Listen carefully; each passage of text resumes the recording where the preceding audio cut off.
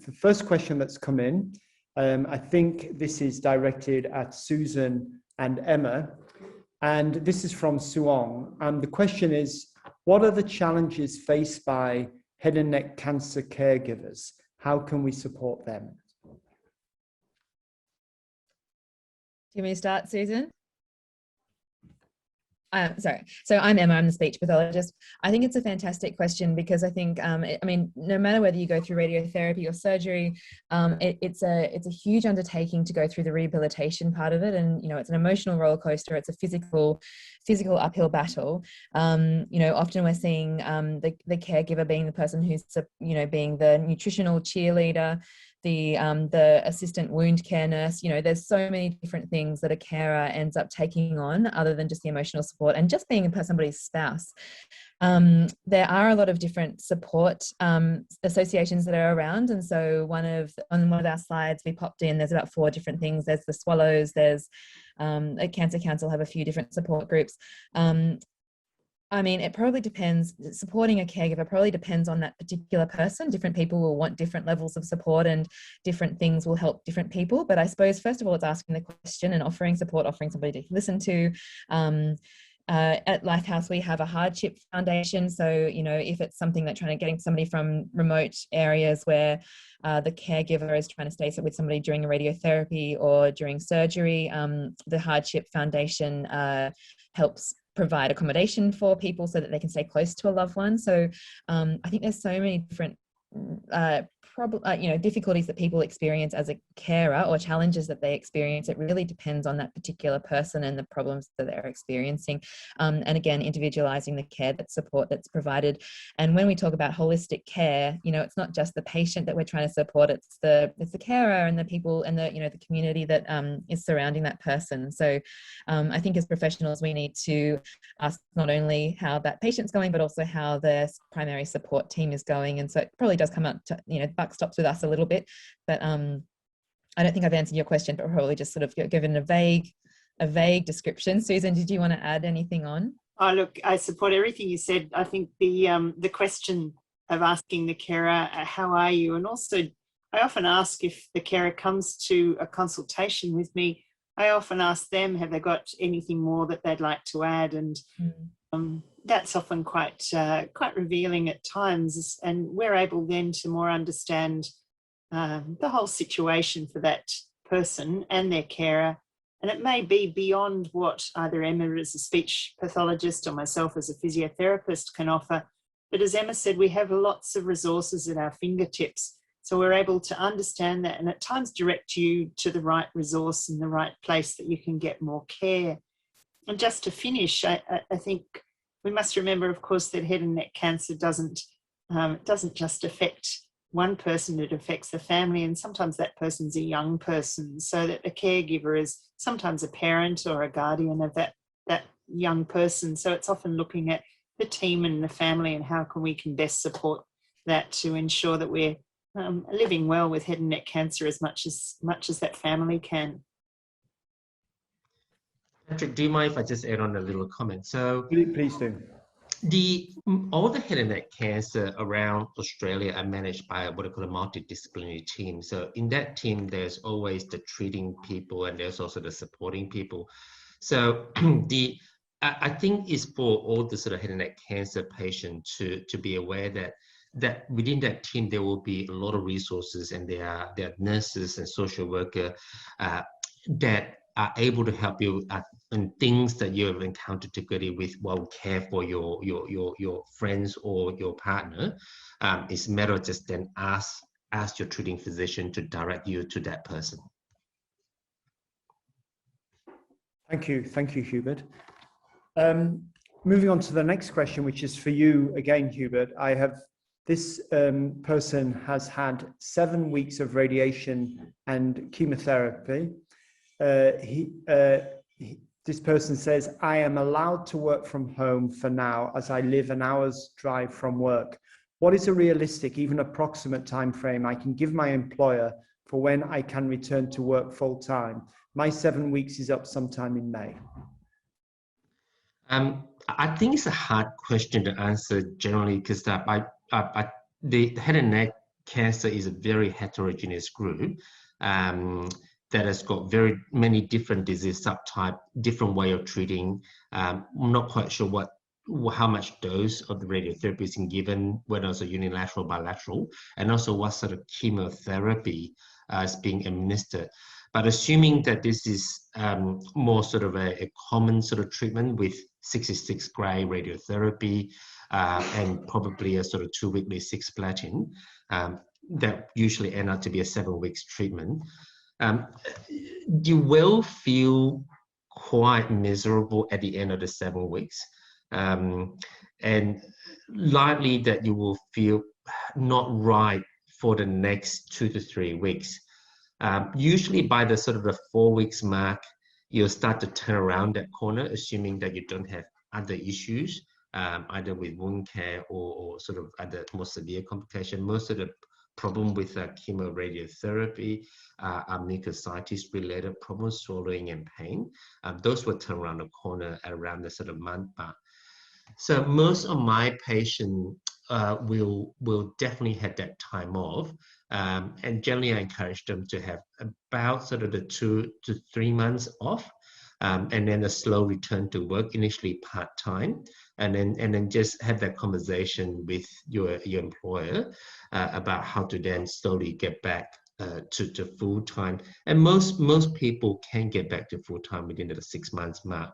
Now, I do also have patients that actually work through that 7 weeks of chemoradiotherapy. It is very hard. They do work from home, and they have got very good family support for them to be able to do that. Hope that answered the question. Thank you very much. That was very precise, Hubert, but I suppose it all depends on the type of work that the person is returning to as well. Yes. Yeah. Okay, for the panel in general, are there any multidisciplinary teams for head and neck cancer in regional New South Wales?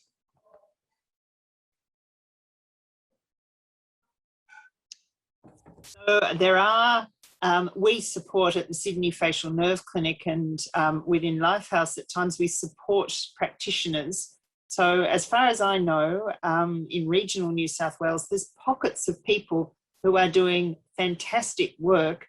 We support them, but they're probably not as large and as well organised, seeing as many complex cases as we do in the city areas. So we support people regionally, but we are probably the largest multidisciplinary team in the Sydney central area. Hubert, perhaps you could take that a little further. So head and neck cancer in general, they are regional head and neck multidisciplinary team. They generally need to be supported by one of the metropolitan team. So for example, Tamworth has their own team, Port Macquarie has a team, Coffs Harbour has a team. Their team might not be complete, so they will treat the more common disease, and the more specialized disease, they will then refer back to one of the metropolitan team. So they are always team around. Now some of the team might not be complete in terms of their medical staff, but the support staff are generally quite complete. Hope that answered it. Thank you. Any of the other panelists wish to contribute? Okay. And here's some information from one of the audience, Denise Whelan. Some areas in Australia have formed head and neck cancer support groups for patient and carers. These are often volunteer organised and are not everywhere. After 4 years, I'm a well head and neck cancer patient and volunteer ambassador for Head and Neck Cancer Australia. And there is a lot to be seen there to help patients, families and carers. Please check out the site if you can. So that's the Head and Neck Cancer Australia site, which is being recommended to you all. A question now for Susan and Hubert. Any concern on neck and shoulder stretching exercises? So as a physiotherapist, we would do an assessment of that, but we'd also be getting that surgical history from somebody like Hubert if we're working in that multidisciplinary team. And yes, there are concerns. It's about knowing what you can do at what particular time points. So we want you to mobilise at the level that the surgery and the scar tissue and the stitches and the wound can tolerate. But as time goes by, we want you to increase the level of difficulty.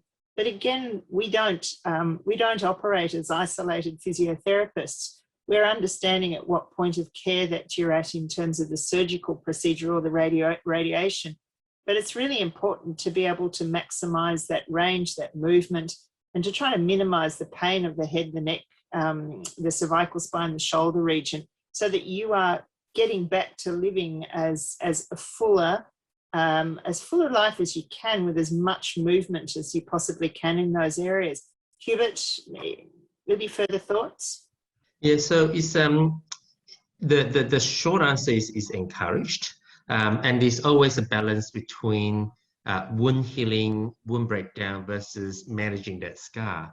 I suspect that question is directed more towards surgical patient, where we have to worry about wound healing, and it is, and most and I think this is something that we'll have a conversation with your surgeon, because every wound might look the same, but what we do behind the wound might be different. So the amount of dissection, the tissue that we have to remove, and some of the tissue that we had to sacrifice, or some sort of reconstruction we needed to do, and some of them might be quite fragile that we wanted more time for the healing to happen before we address the scar. So ultimately, all wound will need to be massaged and all wound will need to be stretched. It's just the timing or when you start that and the aggressiveness of that, and that's something that we need to be individualized.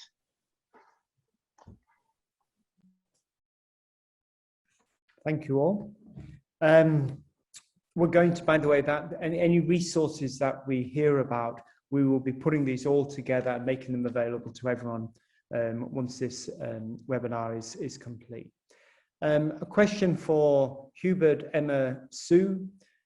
Could you please comment on best practice approaches to preventing and managing trismus in this population? Emma, I think you're best positioned for that. Yeah, sure. I'm very keen on Susan to add in there too. So I suppose trismus. So if anybody doesn't know, it's a restriction in mouth opening, and that can have some really significant problems with eating, speaking, being able to have your dentist have a look inside your mouth, airway management. So trismus can be a real problem with people with head and neck cancer. What we often do is, in our facility anyway, is do a preoperative. If you're having surgery, you have a preoperative assessment to identify if you're at risk. And if you're having radiotherapy, we start exercises early. So often we'll take a measurement of how wide your mouth opening is, and whether there's any sort of implications of that for you, whether you're sort of already showing some symptoms. And then we'll start some exercise. So I suppose the first thing you want to do is early management. The earlier you can get on top of trismus management, the better. As soon as it gets more severe, it gets harder to treat. So sometimes people have trismus because of where their cancer is, and the really key thing is to be thinking that you're being managed by the multidisciplinary team. So as a speech pathologist, I'd be in contact with both the physiotherapist, the oncologist, so a surgeon or radiation oncologist, and sometimes a lymphedema therapist, because if you've got swelling or lymphedema in that area, that can also add to your experience of trismus. So I suppose in terms of management, early management, you'd be doing some exercises as early as possible. What we've seen in the literature is that, stacking tongue depressors, which is the cheapest and most common probably approach to trismus therapy, doesn't do a great deal. Doing manual work and exercises which are prescribed by a physio or a speech pathologist tend to be a bit better, or using something like a TheraBite, which is a manual opening of the mouth. At Lifehouse, we're actually working on a 3D printed device, which hopefully at some stage will be available, but it's something that we're starting doing a trial on with our patients here, and at Wollongong as well as a second site. What you need to be careful about in this area is fractures. So if you go go too hard too early, there can be a risk of, if you've had radiation to the area, you can get a fracture if you push too hard. And so that's why we need to be really careful about working closely with your doctor to make sure they're happy with us to do a particular intensity of exercises. But at the same time, if you don't push too hard, you won't get a lot of improvement. So it's kind of having a balance of putting enough intensity of the stretching exercise, but without pushing it too far to be unsafe.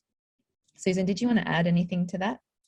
I think you've summarised that really well, and I think as a physiotherapist, we use quite a lot of hands-on techniques, both outside the mouth and inside the mouth, and we teach patients to do those as well, to really look at as much maximisation of the jaw opening as possible. But again, it's the same messaging as Hubert and I were talking about with the neck range of motion and the shoulder range of motion. It's about understanding what type of surgery you had and when during that recovery period that it's safe to do the degree of intensity that is appropriate for your level of care.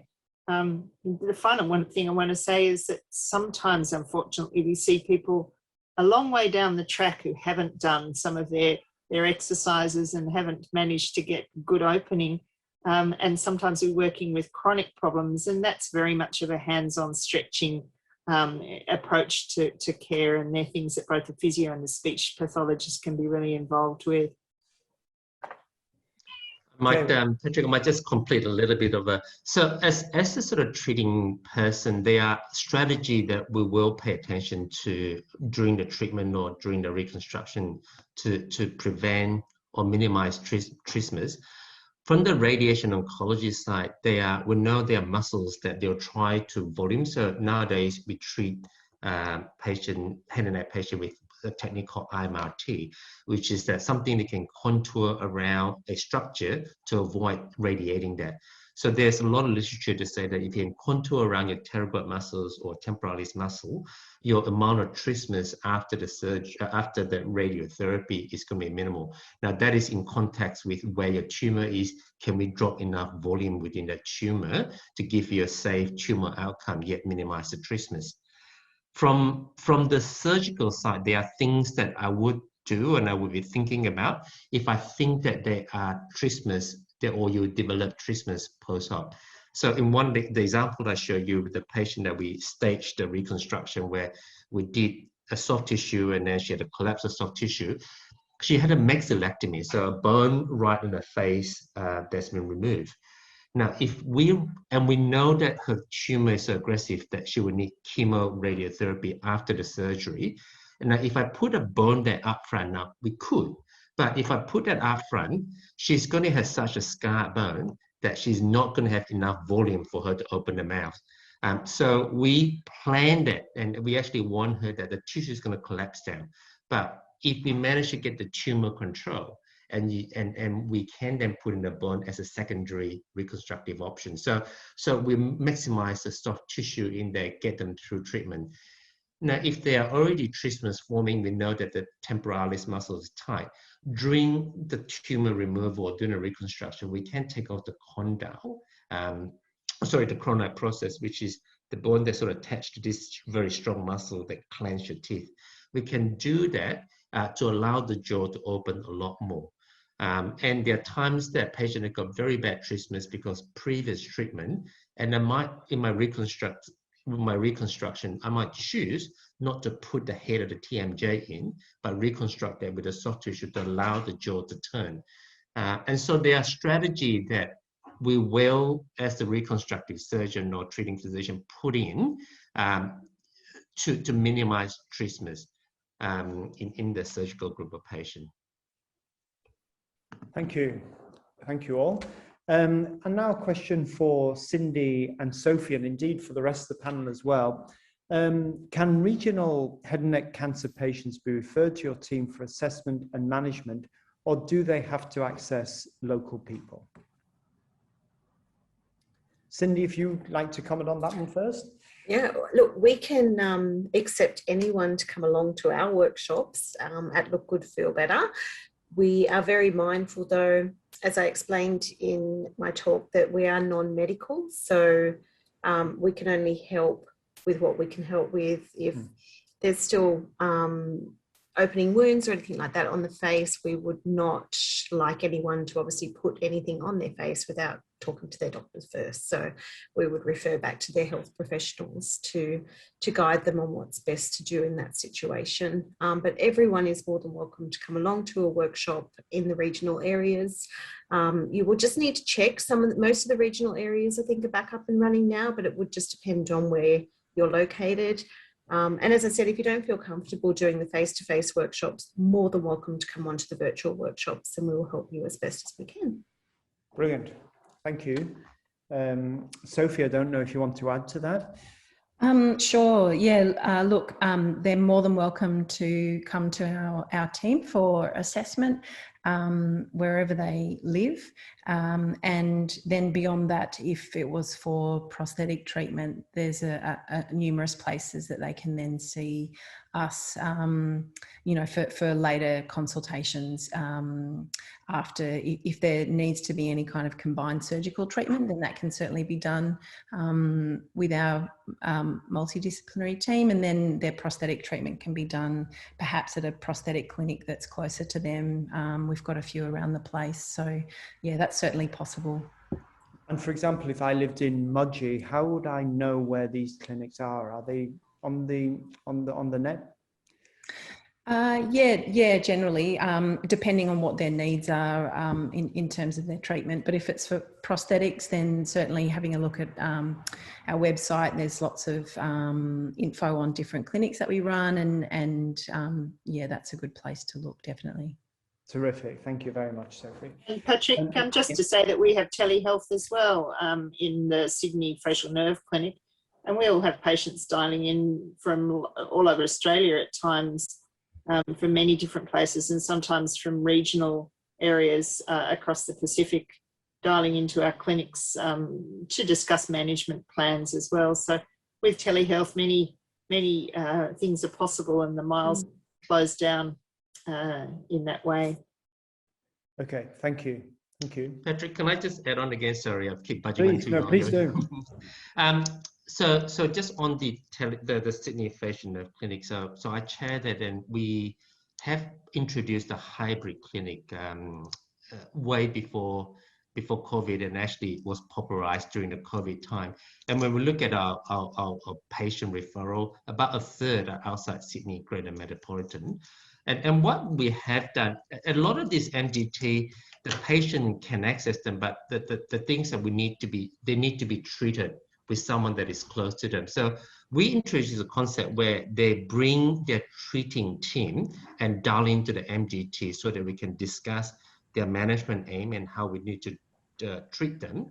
And we'll push as much of the treatment back to their treating team locally within the Sydney Facial Nerve Group. But there are some very specialized skill set that needed to be executed locally. So once they get to that stage, then we invite them down. So one of the video that you saw in my presentation, she's from Darwin. So a lot of her management are through telehealth hybrid clinic. When she needed surgery, she'll fly down. And so we do that way.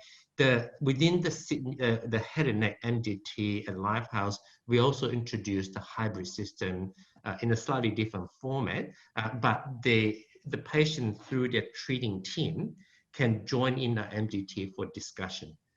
Now, the treating team will make assessment whether or not some of this if there are things that needed to be referred down for specialized care, or they can then manage it locally.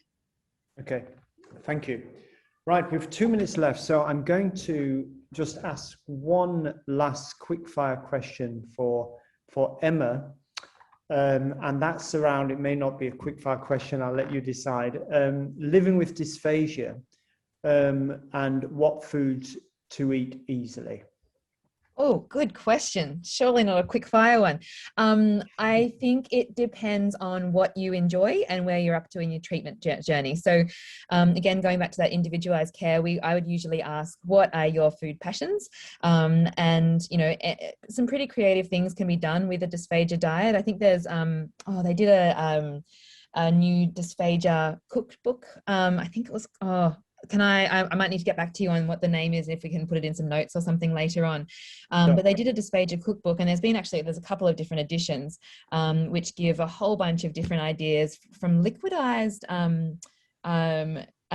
aerated cocktails I read about one time. And then, so really from any point of swallowing problems, you can usually find something that is nice. The problem with head and neck related dysphagia can be, though, that your taste and you've got taste changes and you've got a dry mouth. Sometimes dentition gets in the way of it as well. So there's so many different problems that happen with dysphagia. Sometimes it's in the mouth, sometimes it's in the throat, sometimes it's lower down. So I suppose the first thing is you want to be in regular contact with your speech pathologist and with your doctor, because we'll be able to do specialized assessments to work out exactly what texture you can be on and what you can be working towards. So, if you're on a soft mechanical, puree diet at one point, that doesn't mean you're going to be on that forever. And so often you might be getting all of your nutritional requirements through that texture, which is quite limited. But hopefully, if there's a rehabilitation plan in place for you, could maybe have a tasting plate or something that could be a little bit more interesting. I'm really happy to chat through with anything if there's anything specific. But I would say getting creative with a blender, or getting creative with a slow cooker, or having a look through the frozen food section of Woolworths or something, or Coles, is a really nice thing, because there's a lot of dysphagia friendly foods within within a shopping centre, and that can be available on a within a reasonable recipe book. So it is hard, though, because eating out in public is a really hard thing when you've got dysphagia, because it might not just be about the foods that you can eat, but also how you look or how fast you are at eating. So my big takeaway point would be, speak to your speech pathologist, tell them the specific problems you're having, and then that way they can create a swallowing rehab plan that's specific to where you want to be getting to. Okay, thank you, Emma. I'm going to stop there because it is 8:11 and we do have some questions left, and we will be answering all of those. And Nicola will be making those available to all the panelists and attendees for tonight. But I think I just wanted to thank a number of people. I think, firstly, clearly, the wonderful 5 speakers that we had, Hubert, Susan, Cindy, Sophie, and Emma. You were all wonderful. You have certainly inspired me and encouraged me, and it's just wonderful to know that such support is available to patients with head and neck cancer. I'd also like to thank the organisers, particularly the direct executive team. They have been superb in making this happen. There's been months in planning, and particularly I think we need to give a special thanks to Susan for driving this forward, and Nicola and Liz for behind the scenes, the smooth operation that has resulted in tonight. We are completely reliant on consumers. We want to be doing what consumers need. So please, as a consumer, please feel free to get in touch with us. Tell us the sorts of things you want us to be doing. Tell us the sorts of things you want us to be talking about at evenings like this.